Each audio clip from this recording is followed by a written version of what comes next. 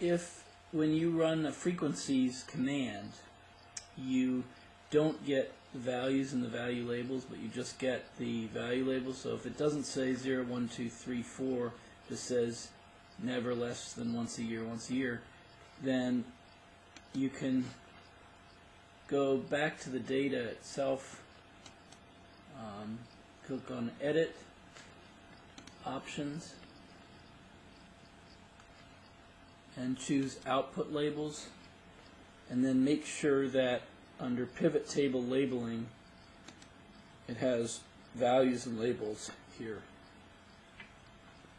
It says variable labels and labels show values in labels shown as values and labels. And I click on Apply, OK, and then when you run the syntax, you're going to get a frequencies table with values and value labels here, like that. It's important to get the values and the value labels because when you want to create new variables, you're really going to have to know these values, and I'm going to talk about that later. The next thing I want to point out is the importance of weighting the data.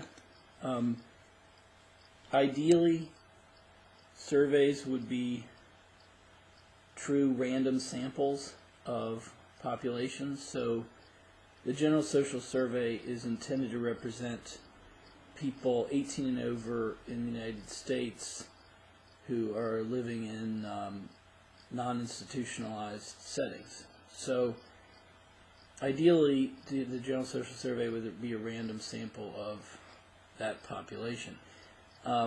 By random, I mean that each person in the population would have the same chance of being selected for the sample. But getting a true random sample is generally not possible because there's not one single list of everybody in the United States or every adult in the United States. So instead, the General Social Survey and most other surveys have to rely on other methods. In the case of the General Social Survey, one thing to note is really that the organization that does the survey, the NORC, National Opinion Research Center, selects households rather than people. So if you live in a household with 5 other people, you're actually much less likely to be selected for the sample than if you're in a household with just yourself or with one other person. So what this means is that people who are in large households are relatively underrepresented, and people in small households are overrepresented. In order to solve this and other problems related to under and overrepresentation, people use a weight variable. In this case, the weight variable I'm going to use is WTSSALL. Basically, this variable if you use this variable to weight the data, and the way to do this is very simple. You just use the command weight by, and then you type in the weight variable like that. Again, a period at the end. I run like this. Again, the command is echoed back at you in the output screen. You know that it worked because there's no error, and when you go back to the SAV file, you can see at the bottom right-hand corner it says weight on. When the weight's on, that means that any analysis you do, including the frequency table that we just did,